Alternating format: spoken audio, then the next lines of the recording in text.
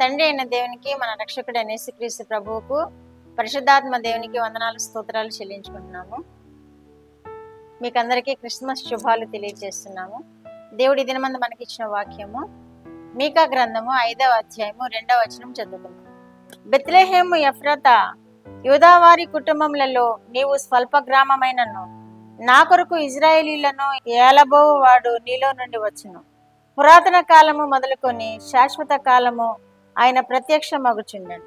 దేవుడి వాక్యం ద్వారా మనల్ని దీవించున్నాడు. మీకా ద్వారా ఈ ప్రవచనం తెలియజేస్తున్నాడు దేవుడు.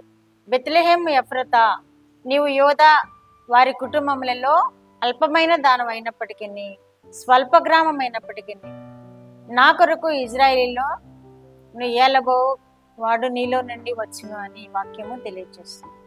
బెత్లెహేము ఎఫ్రాతా అనేది చాలా చిన్న గ్రామం. ఆ చిన్న గ్రామంలోనే దేవుడు అద్భుత కార్యాలు జరిగిస్తూ వచ్చాడు. అద్భుత కార్యం జరిగించడానికి యేసు ప్రభు వారిని అక్కడ ఉద్భవింపచేశాడు. యోదావారి కుటుంబాల్లో నీవు స్వల్ప గ్రామమైనను, ఇజ్రాయేలీలను ఏలుటకు ఏలబో వాడు నీలో నుండి వచ్చును అని తెలియజేస్తున్నాడు. పురాతన కాలం మొదలుకొని శాశ్వత కాలం వరకు, ఆది నుండి అంతం వరకు, పురాతన కాలం నుండి శాశ్వత కాలం వరకు అంటే ఆది నుండి అంతం వరకు యేసుక్రీస్తు యొక్క ప్రత్యక్షత మనకి అనుగ్రహింపబడుతూనే ఉంది. దేని ద్వారా? ఈ ప్రవచనాల ద్వారా. దేవుడు ఆదిలోనే తండ్రి అయిన దేవుడు ఆ సర్పానికి శాపం ఇచ్చినట్లుగా, ఆదాముకి శాపం ఇచ్చినట్లు, స్త్రీకి శాపం ఇచ్చినట్లు పాత నిబంధనలో ప్రవచనాల ద్వారా మనం చూస్తున్నాము. క్రొత్త నిబంధనలు ఆయన ప్రత్యక్షముగా 4 సువార్తల భాగంలో ఆయన చూస్తున్నాము. తర్వాత పత్రికల భాగంలో కూడా ఆ యేసు ప్రభు వారిని చూస్తున్నాము. అదే ఇక్కడ ఈ వాక్యంలో తెలియజేయబడుతుంది. శాశ్వత కాలం నుండి, పురాతన కాలం నుండి మొదలుకొని శాశ్వత కాలం వరకు ఆయన ప్రత్యక్షమగుచుండెను అంటున్నాడు. వాక్యాల్లో ప్రత్యక్షమవుతున్నాడు, క్రియల్లో ప్రత్యక్షమవుతున్నాడు, అద్భుత కార్యాలు చేయడంలో ప్రత్యక్షమవుతున్నాడు, మహాశ్చర్య కార్యాల్లో ప్రత్యక్షమవుతూ ఉన్నాడు. కాబట్టి మన యేసు ప్రభువు మనకు ఘనమైన దేవుడిగా అనుగ్రహింపబడ్డాడు. మన యేసు ప్రభు మనకి బహుమానంగా అనుగ్రహింపబడ్డాడు.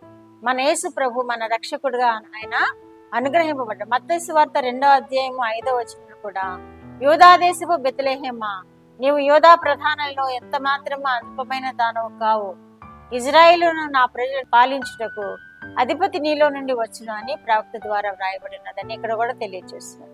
ఇక్కడ కూడా మత్తయి సువార్త 2వ అధ్యాయం 5వ వచనంలో కూడా, యూదా దేశపు బెత్లెహేమా, నీవు యూదా ప్రధానంలో ఎంత మాత్రమూ అల్పమైన దానవు కాను అంటున్నారు. అక్కడ ప్రవచనంలో నీవు స్వల్ప గ్రామం అయినప్పటికీ నువ్వు అల్పమైన దానవు కావు, ఇజ్రాయేల్ నేలబోవాడు నీలో నుండి వస్తున్నాడు అని అక్కడ తెలియజేశాడు. ఇక్కడేమో నీవు యోధా ప్రధానులలో ఎంత మాత్రమో అల్పమైన దానవు కావు, నీలో నుండి ఇజ్రాయేలును పాలించడానికి అధిపతి నీలో నుండి వచ్చును అని ఇక్కడ ప్రవక్త ద్వారా తెలియజేసిన విషయాన్ని ఇక్కడ మనకి చూపిస్తూ ఉన్నారు. కాబట్టి ప్రవచనాలను మనం అర్థం చేసుకుంటూ, యేసుక్రీస్తు యొక్క ప్రత్యక్షతను మనం అర్థం చేసుకుంటూ, యేసుక్రీస్తు యొక్క జన్మమును మనము అర్థం చేసుకుని, యేసుక్రీస్తు యొక్క జన్మను గురించి ధ్యానం చేస్తూ, ఆయనకి స్తుతి చెల్లిస్తూ, ఈ శుభదినాల్లో ఆయనకి మహిమకరముగాను మనం ఆశీర్వాదకరముగా ఉందము గాక. ప్రార్థన. మా ప్రియ పరలోక ప్రభువా, మీ పరిశుద్ధ పాదములకు వందనాలు స్తోత్రాలు. మా రక్షకుడు యేసుక్రీస్తు దేవ వందనాలు స్తోత్రాలు.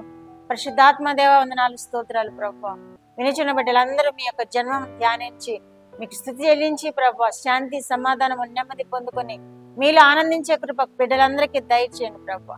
ఈ శుభదినాల్లో నాయన బిడ్డలందరూ సంతోషంతో, సమాధానంతో, నెమ్మదితో జీవించే కృప దయచేయండి. కుటుంబాల్లో సమాధానం దయచేయండి, కుటుంబాల్లో నెమ్మది దయచేయండి, కుటుంబాల్లో ఆశీర్వాదాలు దయచేయండి.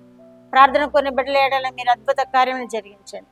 ఉద్యోగం కోసం ఎదురు చూస్తున్న బిడ్డల ఉద్యోగం అనుగ్రహించండి. మీరే మహిమ ఘనత ప్రభావం పొందుకున్న దేవుడు అయినందుకు మీకు వందనాలు స్తోత్రాలు చెల్లించుకుంటూ యేసుక్రీస్తు వారి పేరిట ఈ మనవులు మీ పాదముల మీద వేడుకుంటున్నాను పరమ తండ్రి. ఆమేన్.